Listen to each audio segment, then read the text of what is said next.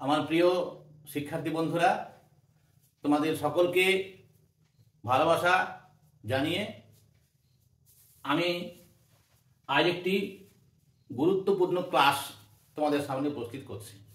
দেখো, আমাদের সপ্তম অধ্যায়ের এই গুরুত্বপূর্ণ ক্লাসটি হচ্ছে মৌলিক সংখ্যা। ইতিপূর্বে আমরা স্বাভাবিক সংখ্যা, জোড় সংখ্যা, বিজোড় সংখ্যা করেছি। এবারে আমরা আজকে শুরু করছি মৌলিক সংখ্যা। দেখো, মৌলিক সংখ্যা কাকে বলে? মৌলিক সংখ্যার সংখ্যাটি কিন্তু আমি লিখে রেখেছি, মুখস্থ রাখবে। যে সমস্ত সংখ্যাগুলিকে কেবলমাত্র এক এবং সেই সংখ্যা দ্বারা ভাগ করা যায় সেই সব সংখ্যাগুলিকে মৌলিক সংখ্যা বলে। যেমন 2,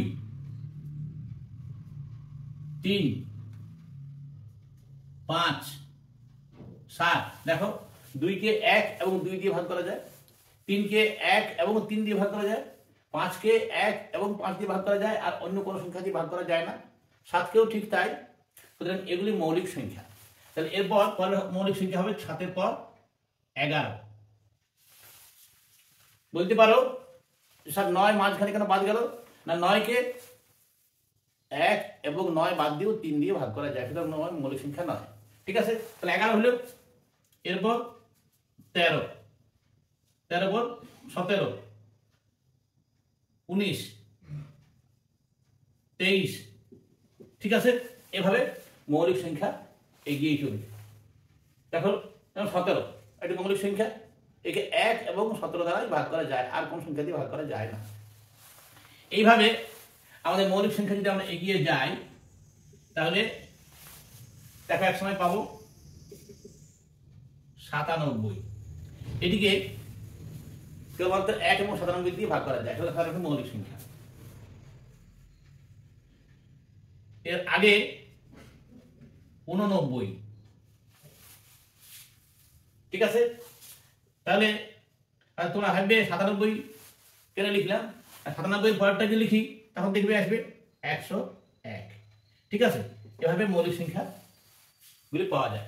তাহলে দেখো, আমরা মৌলিক সংখ্যা একটা শ্রেণী প্রথম থেকে অনেক দূর পর্যন্ত করলাম।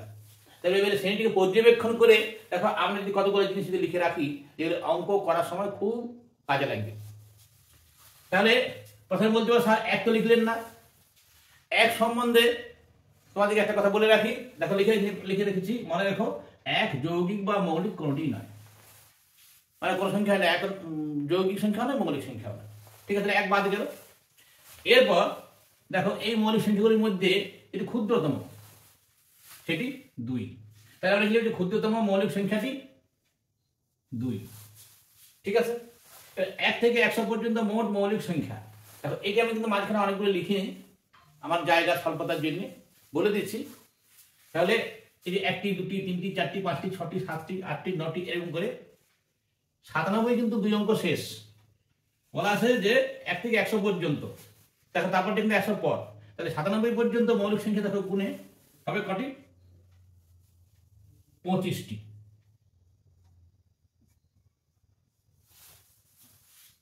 এবার 2 অঙ্কের বৃহত্তম মৌলিক সংখ্যা। দেখো, 2 অঙ্কের বৃহত্তম মৌলিক সংখ্যা 97।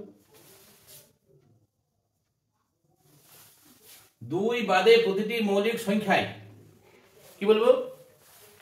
অযুগ্ম বা বিজোড়। ঠিক আছে, 3, 5, 7, 9, 11, 13, 17 সব দেখো বিজোড়। একমাত্র জোড় মৌলিক সংখ্যাটি 2। 19-এর পরের মৌলিক সংখ্যা দেখো, একটু পড়ে দেখো। 19-এর পরের মৌলিক সংখ্যাটি 23। ঠিক আছে, তাহলে তোমরা যে কোনো সংখ্যা, যে কোনো মৌলিক সংখ্যার পরের মৌলিক সংখ্যাটি খুঁজে পাবে। এবারে মৌলিক সংখ্যার শ্রেণীটি, তাই মৌলিক সংখ্যার শ্রেণীটি দেখো, এটাই মৌলিক সংখ্যার শ্রেণী। তা আমরা এত বড় লিখবো না, মৌলিক সংখ্যার শ্রেণীটি থাকে 2, 3, 5, 7, 11, 13 এরকম করে। ঠিক আছে, তাহলে দেখো, এরপরে এইভাবে পড়ার পর তোমরা মৌলিক সংখ্যা সম্বন্ধে আরো অনেক প্রশ্ন এবং উত্তর নিজেরাই করতে পারবে। তাহলে তোমরা ক্লাসটি ঠিক মতন করার চেষ্টা করো। ভালো লাগলে সাবস্ক্রাইব করো, সাবস্ক্রাইব করে আমাকে উৎসাহিত করো যাতে আমি পরের এপিসোড যত শীঘ্র সম্ভব তোমাদের কাছে পৌঁছাতে পারি।